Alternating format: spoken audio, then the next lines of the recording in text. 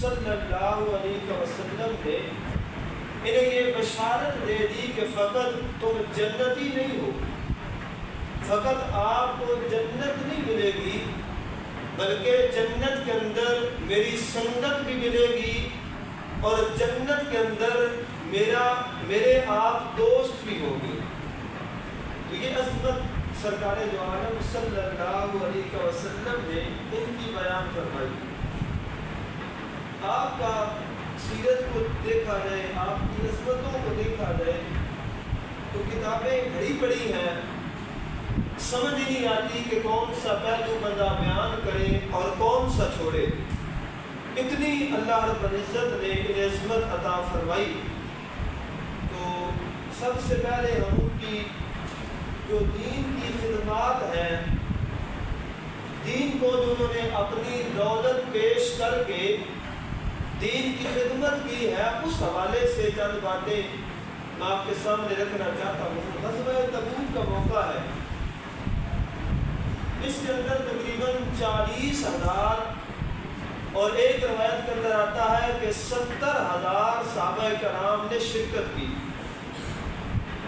اور اگلی بات سنیں گے تو آپ کو پتہ چلے گا ہم تو فقط مسجد میں نماز پڑھنے نہیں آ سکتے، ذرا صحابہ کرام کی اللہ اور اللہ کے رسول سے محبت دیکھو کہ انہوں نے کتنا لمبا سفر مصطفیٰ کریم نے حکم فرمایا تو پیچھے چل کے اتنا لمبا سفر کر کے انہوں نے جنگ لڑی ہے۔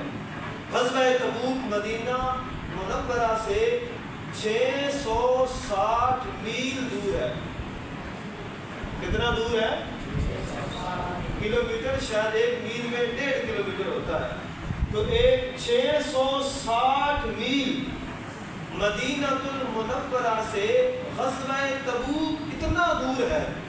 تو صحابہ کرام نے یہ سارا سفر، اب اتنے اونٹ نہیں تھے، اتنی سواریاں نہیں تھی کہ ہر بندہ سوار ہو کے جائے، تو صحابہ کرام نے اتنا لمبا چوڑا سفر مصطفیٰ کریم کی سنگت میں پیدل کیا ہے۔ آپ حدیث کی کتابیں پڑھیں، جب وہ پیدل چل رہے تھے رستے کے اندر کیا ہوتا ہے، نوکیلی زمین ہے، پتھریلی زمین ہے، وہ جوتے جو پہن کے چل رہے تھے، ابھی چند میل ہی چلے تھے کہ جوتے ٹوٹ کر زمین پہ گر گئے، اور صحابہ کرام نے اپنے کپڑے پھاڑ کے اپنی پگڑیاں اتار کے اپنے پاؤں پہ باندھی تاکہ زخم نہ ہو، چلنا شروع کیا، یہاں تک کہ وہ پگڑیاں، وہ چادریں، وہ کپڑے بھی پھٹ پھٹ کے گرتے رہے، اور صحابہ کرام کے پاؤں اس سفر کے اندر لہو لہان ہو گئے۔ اتنا لمبا چوڑا سفر کیا۔ یہ آج بیٹھ کے بات کرنا آسان ہے کہ معاذ اللہ صحابہ نے کیا کیا ہے، صحابہ کے ایمان پہ بات کرنا یہ بڑا آسان ہے، مصطفیٰ کریم کی سنگت میں اتنا سفر کرنا یہ بڑا مشکل کام ہے۔ یہ انہوں نے قربانیاں دی ہیں، اگر ہم ہوتے تو پتہ نہیں شاید ہمارا کیا ہوتا۔ تو سرکار دو عالم صلی اللہ علیہ وسلم نے اس غزوہ پر جانے کے لیے، مال چونکہ تھوڑا تھا، قلت تھی، تو صحابہ کرام کے مجمع میں اعلان کیا کہ ہم نے غزوہ تبوک پہ جانا ہے، مال دیا جائے۔ تو سرکار دو عالم صلی اللہ علیہ وسلم کے حکم پر جناب عثمان غنی مجمع صحابہ میں کھڑے ہو گئے اور عرض کرتے ہیں، یا رسول اللہ صلی اللہ علیہ وسلم، میں 100 اونٹ آپ کی خدمت کے اندر بما ساز و سامان اس سفر کے لیے پیش کر رہا ہوں، قبول فرمائیے۔ سرکار نے فرمایا سامان تھوڑا ہے، اور حضرت عثمان غنی رضی اللہ تعالی عنہ پھر کھڑے ہو گئے، عرض کرتے ہیں 200 اونٹ آپ کی خدمت میں پیش کرتا ہوں۔ فرمایا مال تھوڑا ہے۔ پھر جب تیسری مرتبہ اعلان کیا تو حضرت عثمان غنی کھڑے ہو کے عرض کرتے ہیں، اے اللہ کے رسول، میں اللہ کے نام پر اور آپ کی محبت کے اندر اس سفر کے لیے 300 اونٹ बमा साजो सामान आपकी खिदमत में पेश कर रहा हूँ, इन्हें कबूल फरमाइए। ये टोटल 600 ऊँट हो गए, लेकिन उलमा ने लिखा है, मिशकात शरीफ उठा के देखें, उसमें लिखा है कि जब देने की बारी आई, जब सरकार की खिदमत में जिस दिन माल पेश करना था, पेश करने की बारी आई, जनाबे उस्माने गनी ने 600 नहीं बल्कि 900 ऊँट मुस्तफा करीम के कदमों के अंदर बमा साजो सामान पेश कर दिया। और सिर्फ 900 ऊँट नहीं बल्कि 100 आपने घोड़ा लिया और पूरा 1000 का अदद मुकम्मल करके सरकार की खिदमत में इतना सामान पेश किया। फिर फकत यहाँ ही नहीं, फकत 1000 का अदद पूरा नहीं किया, आगे चलिए हजरत उस्माने गनी ने इस सफर के अंदर 200 ओकिया चांदी वो भी अपने घर से उठाई है और उठाकर सरकारे दो आलम सल्लल्लाहु अलैहि वसल्लम की खिदमत में पेश करके अर्ज करते हैं, या रसूल अल्लाह, ये उस्मान का तोहफा है, इसे भी कबूल कीजिए।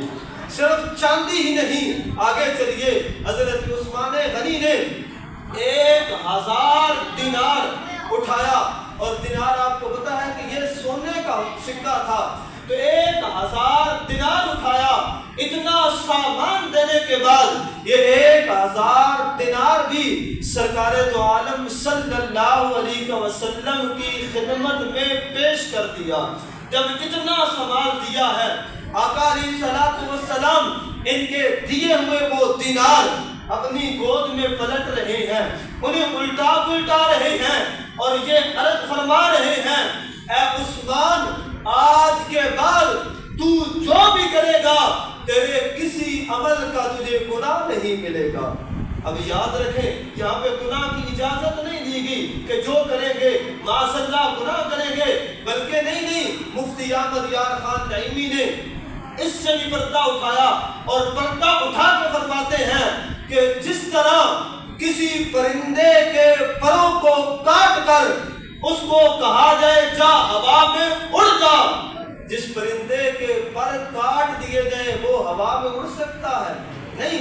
फरमाया इसी तरह सरकारे दो आलम सल्लल्लाहु अलैहि वसल्लम ने अपनी निगाहे नबूवत डालकर अल्लाह से दुआ करके सैयदना उस्माने गनी के वजूद में से आपने गुनाह का जो गुनाह करने वाला मादा था उसे ही खत्म फरमा दिया।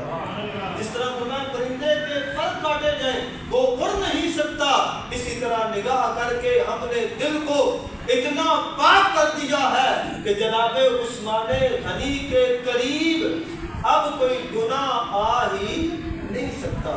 ये असमत अता फरमाई मेरे आका अलैहिस्सलातु वस्सलाम के गुलामों, हजरत उस्माने गनी आपने क्या क्या इस्लाम की खिदमत नहीं की, कितना कितना माल नहीं दिया।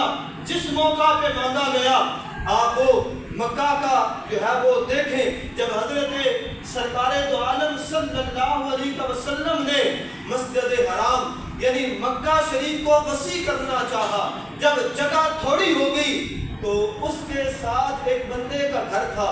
मेरे आका अलैहिस्सलातु वस्सलाम ने उससे फरमाया कि अगर ये तू घर आज मस्जिद हराम को बड़ा करने के लिए, मस्जिद हराम को वसी करने के लिए अगर मेरे हाथों में दे देता है तो मैं अल्लाह का रसूल तुझसे वादा करता हूँ कि इस घर के बदले में कल क़यामत वाले दिन तुम्हें जन्नत में घर लेके दूंगा। उसने इनकार कर दिया, ना माना, उसके नसीब। हजरत उस्माने गनी को पता चला कि सरकार ने ये घर इसको कहा है मस्जिद हराम के अंदर शामिल करने के लिए, इसने इनकार किया है। आप फौरन उठे, उस बंदे के घर में गए, उसको कहा कि तेरा घर मैं खरीदना चाहता हूँ, और खरीदना इस अंदाज में है कि जो मुंह से कीमत तू निकालेगा मैं 1 रुपया भी कम करवाए बगैर वही कीमत दे के तुझसे खरीद लूंगा, क्योंकि सौदा बड़ा सस्ता है। हजरत उस्माने गनी ने जब उससे कहा तो उसने कहा کہ یہ جو مکہ والا گھر ہے، یہ جو ساتھ مل رہا ہے، اگر یہ آپ لینا چاہتے ہیں تو 10,000 اشرفیاں مجھے دیں، پھر یہ میں گھر دوں گا۔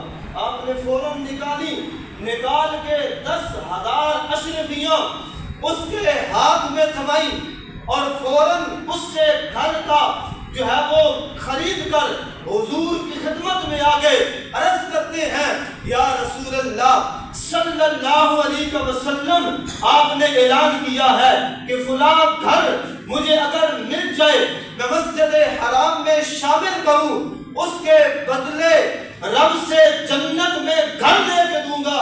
فرمایا ہاں عثمان اعلان کیا ہے۔ فوراً عرض کرتے ہیں، یا رسول اللہ صلی اللہ علیہ وسلم، وہ گھر میں آپ کی خدمت میں پیش کر رہا ہوں۔ سرکار نے مجمع صحابہ کے سامنے یہ اعلان کیا کہ اے صحابہ، اے مسلمانوں، تم گواہ رہنا کہ کل قیامت والے دن اس کے بدلے میں عثمان غنی کو رب سے جنت میں گھر لے کے دوں گا۔ سارے صحابہ کو گواہ بنایا، مسلمانوں کو گواہ بنایا۔ تو آج جس مکہ کا ہم دھڑلے سے طواف کرتے ہیں، جس مکہ کو دیکھ کر حاجی جب جاتا ہے اس کی پہلی نگاہ پڑتی ہے تو اللہ کے رسول اعلان کر رہے ہیں، حاجی کی پہلی نگاہ جب پڑتی ہے تو اس کے سارے گناہوں کو مٹا دیا جاتا ہے۔ اس مسجد حرام کے اندر حضرت عثمان غنی کا حصہ شامل ہے۔ آپ نے بات دیا ہے اس کو وسیع کرنے کے لیے۔ اللہ اکبر۔ جب مسجد نبوی کو وسیع کرنے کی باری آئی اس وقت بھی حضرت عثمان غنی نے زمین خرید کر جو ہے وہ سرکار کی خدمت میں پیش کی۔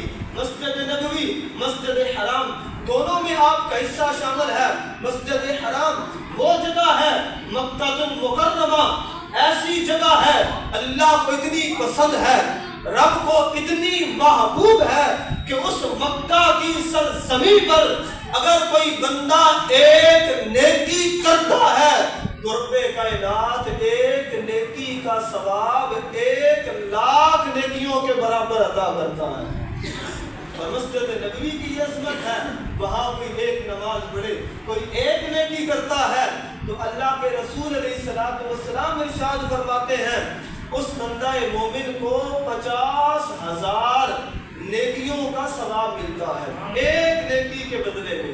تو جنہوں نے جگہ دی ہے بتاؤ تو صحیح ان کی نیکیوں کا حال کیا ہوگا، ان کی عظمتوں کا حال کیا ہوگا، انہیں رب کائنات نے کس انداز سے نوازا ہوگا۔ پھر میرے کنواں کی طرف آ جائیں۔ وہ کنواں جب مدینہ میں مسلمان آئے پانی کی قلت تھی، سرکار نے فرمایا کنواں کوئی خرید کر وقف کر دے۔ حضرت عثمان غنی گئے، یہودی نہ مانا، 2-3 دن گئے نہ مانا، پھر آخر کہا، ایک آپ کے ذہن میں ترتیب آئی، فرمایا کہ ایسا کر مجھے آدھا کنواں دے دے، میں قیمت دیتا ہوں، ایک دن پانی تم استعمال کرو گے، ایک دن پانی ہم استعمال کریں گے۔ جب خریدا تو حضرت عثمان غنی اس نے کہا کہ انہوں نے بڑا مہنگا بیچنا ہے، ان سے کوئی پانی نہیں لے گا تو کنواں اپنا ہے۔ جب حضرت عثمان غنی کی جس دن باری ہوتی فرمایا سارے مسلمانوں کو اجازت ہے آج رج کے پی لیں، اپنے جانوروں کو پلا لیں، اپنے جتنے گھر کے برتن ہیں سارے بھر لیں، حضرت عثمان غنی تم سے 1 روپے کی بھی ڈیمانڈ نہیں کرے گا۔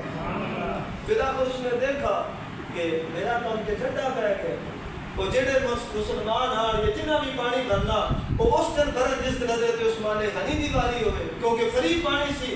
اس نے بالآخر کہا کہ جو آدھا حصہ ہے میں یہ بھی بیچنا چاہتا ہوں، مجھ سے خرید لے۔ جب کنواں خرید لیا ایک بندہ آ گیا، اس نے کہا اے عثمان غنی جتنے پیسے تم نے اس کنویں پہ لگائے ہیں اس سے ڈبل قیمت میں تمہیں ابھی دیتا ہوں، یہ کنواں میرے ہاتھوں میں بیچ دے۔ فرمایا نہیں، میں نے اس سے مہنگا سودا کیا ہے، تو ابھی سستا فیصلہ کر رہا ہے.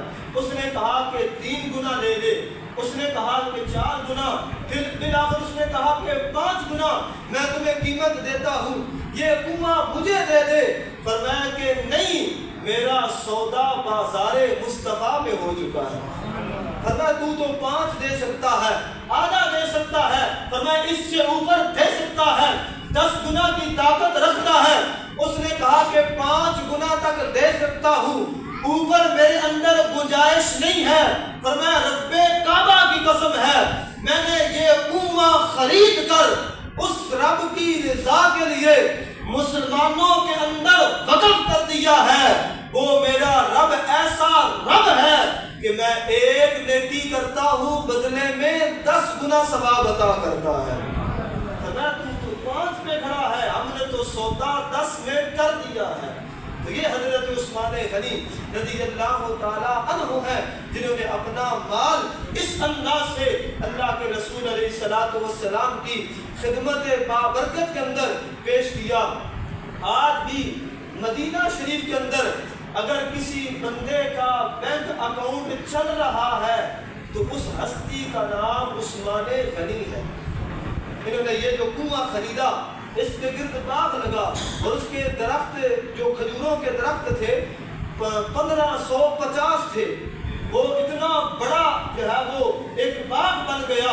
اس کی جتنی آمدن تھی وہ آمدن اکٹھی کر کے تو سعودیہ والوں نے اس کا ایک جو مکہ کے قریب ہوٹل ہے وہ خریدا, اور وہ ہوٹل بڑا عالی شان ہوٹل ہے, اس کا نام بھی عثمان بن عفان ہے. اللہ اکبر. اس ہوٹل سے جو کمائی آتی ہے وہ کمائی تقریباً 50 ملین ریال ہے. 50 ملین ریال. تو ان میں سے جو آدھا حصہ ہے, اللہ اکبر, اتنا سخی تم نے جہاں میں نہیں دیکھا ہوگا جتنا سخی حضرت عثمان غنی رضی اللہ تعالی عنہ ہے. اس 50 ملین ریال میں سے جو آدھا اس کا حصہ ہے, جتنے مدینے کے یتیم ہیں, فقیر ہیں, مساکین ہیں, رب کعبہ کی قسم ہے آج بھی یہ ان غریبوں اور مسکینوں میں تقسیم کیا جا رہا ہے. اور جو آدھا ہے وہ حضرت عثمان غنی کے اکاؤنٹ میں جمع ہو رہا ہے. تو اتنا غنی آج تک کسی آنکھ نے دیکھا نہیں ہے جتنے غنی حضرت عثمان غنی ہیں. اللہ اکبر. آگے چلیے. حضرت عثمان غنی رضی اللہ تعالی عنہ, آپ نے سنت پر بڑا عمل کیا. سرکار دو عالم صلی اللہ علیہ وسلم کی ہر ادا پر چلنے والے تھے. ایک مرتبہ آپ نے وضو کیا اور وضو کرنے کے بعد آپ نے کیا کیا کہ وضو کر کے مسکرانے لگے. حالانکہ کوئی معاملہ نہیں تھا, کوئی بظاہر وجہ نہیں تھی. تو جو پاس موجود تھے انہوں نے کہا اے عثمان, کوئی وجہ نہیں ہے, کوئی مسکرانے کا موقع نہیں ہے, ہنسنے کی کوئی بات نہیں ہے, ذرا وجہ تو بتائیں. حضرت عثمان غنی رضی اللہ تعالی عنہ اپنی زبان اقدس سے جو انہوں نے کہا, اگر شاعر کی زبان سے کہوں تو حضرت عثمان غنی کہہ رہے تھے کہ میں فرض محبت ادا کر رہا ہوں, کسی کی ادا کو ادا کر رہا ہوں. سبحان اللہ. سمجھ آ رہی ہے؟ میں فرض محبت ادا کر رہا ہوں, کسی کی ادا کو ادا کر رہا ہوں. فرمایا کون سی ادا؟ حضرت عثمان غنی کہنے لگے یہی وہ جگہ تھی, اس جگہ پہ بیٹھ کر اللہ کے رسول علیہ الصلوۃ والسلام نے ایک مرتبہ وضو کیا تھا اور وضو کرنے کے بعد آپ مسکرائے تھے. تو اسی سنت کو زندہ کرتے ہوئے آج یہاں میں بھی مسکرا رہا ہوں. ادھر دیکھیں, مسکرانے کی سنت بھی چھوڑی, اسی داڑیاں بھی کترا کے گٹرائیں ساتھ چڑھیں ہے گل کہ نہیں بھائی. ادھر مسکرانے کی سنت کو بھی نہیں چھوڑا جا رہا. ہم اتنی بڑی سنت جو آقا کی نماز ہے, فرمایا نماز میری آنکھوں کی ٹھنڈک ہے, ہم نے اذان سنی انسنی کر دی, ادھر صحابہ کی عظمت یہ ہے، اور یہی 2% کے بندے جن کو نماز پڑھنی نہیں آتی، وضو کے فرائض سنیں، نماز کے واجبات سنیں، نماز کے فرائض سنیں، ان کو تک پتہ نہیں ہوگا، اور جنہوں نے مسکرانے کی سنت بھی نہیں چھوڑی، یہ بیٹھ کے باتیں ان کی کر رہے ہوں، کیا پدی کا شوربہ، اتنے تمہارا وجود کیا ہے، ان کا وجود کیا۔ آؤ اگلی بات کریں، حضرت عثمان غنی مسجد نبوی کے دروازے پہ بیٹھ گئے، وہاں پہ بکری کی دستی منگوائی، اسے کھانا شروع کر دیا، اور وہاں کھا کے اٹھے اور بغیر تازہ وضو کیے جو اگلا وضو تھا نماز کے لیے مسجد نبوی میں پہنچ گئے۔ اللہ اکبر، کسی نے پوچھا کہ یہاں بیٹھ کے مسجد کے دروازے میں بکری کی دستی کھائی ہے، پھر بغیر نیا وضو کیے اگلے وضو کے ساتھ جا کے نماز پڑھ رہے ہیں۔ یہاں پر بھی حضرت عثمان غنی نے جو جواب دیا ہے وہ شاعر کی زبان سے اگر کہیں تو اسی طرح ہے، فرماتے ہیں کہ میں فرض محبت ادا کر رہا ہوں، کسی کی ادا کو ادا کر رہا ہوں، کسی کی ادا کو ادا کر رہا ہوں۔ فرمایا یہی وہ جگہ تھی، یہی وہ مقام تھا کہ جس جگہ پر آقا علیہ السلام نے بکری کی دستی کا گوشت منگوا کے کھایا تھا، اور پھر بغیر نیا وضو کیے مسجد میں نماز پڑھنے کے لیے گئے تھے۔ فرمایا آج یہ سارا کچھ کر کے میں مصطفیٰ کی سنت پہ عمل کر رہا ہوں۔ خدا را آ جائیں، سنت مصطفیٰ میں فائدہ ہے، سیرت مصطفیٰ میں فائدہ ہے۔ خدا کی قسم مرنے کے بعد پتہ نہیں کسی نے فاتحہ پڑھنا ہے یا نہیں پڑھنا، بدمعاشی میں زندگی نہ گزاری جائے، دین اسلام سے ہٹ کر مصطفیٰ کریم کی سیرت سے دور رہ کر زندگی نہ گزارو، ورنہ اگلے سارے مقامات مشکل ہو جائیں گے۔ اے سیرت مصطفیٰ کے اندر اپنی زندگی کو ڈھال لو، مصطفیٰ کی ایک ایک سنت پہ عمل کرنا شروع کر دو۔ مصطفیٰ کریم نے اعلان کر رکھا ہے کہ جو میری سنتوں پہ عمل کرنے والا ہوگا، کل قیامت والے دن رب کائنات جنت کے اندر اس بندے کو میں محمد کی سنگت عطا فرمائے گا۔ آپ نہیں رہنا چاہتے مصطفیٰ کی سنگت میں؟ رہنا چاہتے ہیں نا، تو پھر مصطفیٰ کے طریقے پہ آ جائیں، خیروں کے طریقوں کو چھوڑ دیں۔ میرے آقا نے اعلان فرمایا من عامل بسنتی غیرنا، فرمایا وہ جو بندہ میرے طریقے سے ہٹ گیا، غیروں کے طریقے پہ جو چل نکلا، حضور فرما رہے ہیں، اعلان کر رہے ہیں کہ اس بندے کا میں محمد سے کوئی تعلق نہیں ہے، کیونکہ میرا ہوتا تو میرے رستے پہ چلتا، ساڈا پتر جناب دوجے رستے تے چل پوے، اسی آتے ہیں کہ ساڈے نال کوئی تعلق، جدوں پولیس والے آکھن جناب ساڈا پتر ہے، اسی آتے ہیں کوئی تعلق کیوں میرے رستے پہ نہیں چلا، میری بات نہیں مانی، یہ ہٹ گیا ہے۔ اگر ہمیں غصہ آتا ہے کہ ہمارے رستے پہ ہماری اولاد نہ چلے، ہم اخباروں میں نام دے دیتے ہیں، ہمارا اس سے کوئی تعلق نہیں ہے، حالانکہ اپنا خون ہے، تو مصطفیٰ کریم اعلان کر رہے ہیں کہ میرا وہی ہے جو قیامت والے دن تک میری سنت پہ عمل کرنے والا ہے، جو غیروں کی سنتوں پہ عمل کرنے والا ہے وہ میرا نہیں ہے۔ آقا علیہ السلام کے یہ غلام حضرت عثمان بن عفان، ان کی 3 خواہشات تھیں۔ آپ فرماتے ہیں کہ میری 3 خواہشات ہیں، کون کون سی؟ فرماتے ہیں کہ پہلی میری خواہش یہ ہے کہ کوئی بھوکا مل جائے میں اسے کھانا کھلا دوں، کوئی بھوکا مل جائے، ہونتے دولت سے دور کی جاتی ہے نا، دولت محلے میں اپنا ہمسایہ ہے، رشتہ داروں میں بندہ ہے جو بھوکا مر رہا ہے، جس کے پاس کاروبار کرنے کے لیے پیسے نہیں ہے، اور وہ امیر ہے جو پیسے دبا کے بیٹھا ہے کہ کسی کو 1 روپیہ بھی نہیں دینا۔ یاد رکھنا تمہارا وہی ہے جو آج اپنے ہاتھوں سے اللہ کے رستے میں خرچ کر دیا، جو بچا کے رکھ جاؤ گے۔ اگر اولاد نے غلط رستے پہ لگایا، قبر کے اندر امتحان تمہارا ہے، آگ میں تم جلو گے، تمہارا وہی ہے جو آج اپنے ہاتھوں سے تم نے اللہ کے رستے پہ لگا کر اللہ کی پاک بارگاہ سے دیتا ہے. دعا فرماتے ہیں کہ میری یہ خواہش ہے کہ میرا مال ہو اور بھوکوں کو میں کھانا کھلاتا رہوں. خدا را محلے میں دیکھیں جو یتیم ہیں غریب ہیں کسی ایک گھر کا راشن اپنے ذمہ لے. یقین کریں اس سے مال گھٹے گا. میرے آقا نے قسم اٹھائی فرمایا مجھے اللہ کی ذات کی قسم ہے میں قسم اٹھا کے کہہ رہا ہوں کہ جو بندہ صدقہ دینے والا ہے رب کے راستے میں مال خرچ کرنے والا ہے فرمایا میں محمد ہو کے قسم اٹھا رہا ہوں اس کے مال میں کبھی کمی نہیں آئے گی. اس کو بڑی سند اور کیڑی ہے.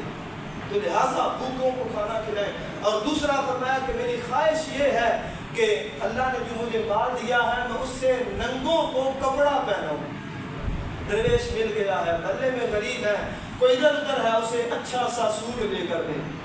اب لے کے اچھا دینا ہے یہ نہیں کہ آپ 4000 والا تو 1000 والا اب اس بازار لے کے یہ کام ہے.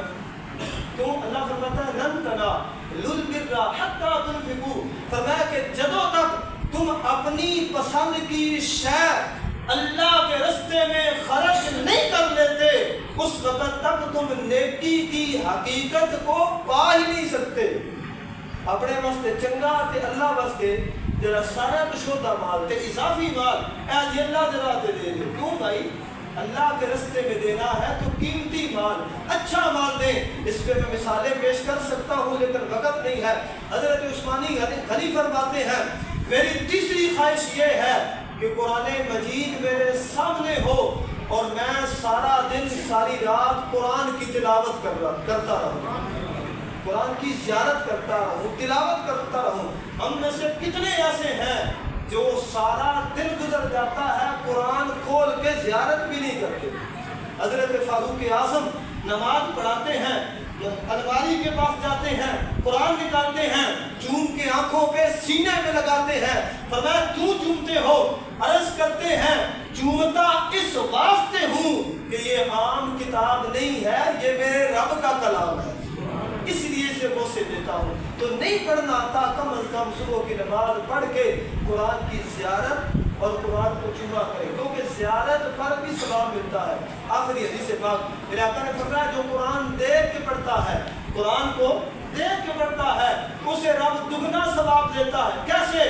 فرمایا ایک تلاوت کرنے کا دوسرا قرآن کی زیارت کرنے کا. میری دعا ہے کہ اللہ رب العزت ہمیں سمجھنے کی اور عمل کرنے کی کوشش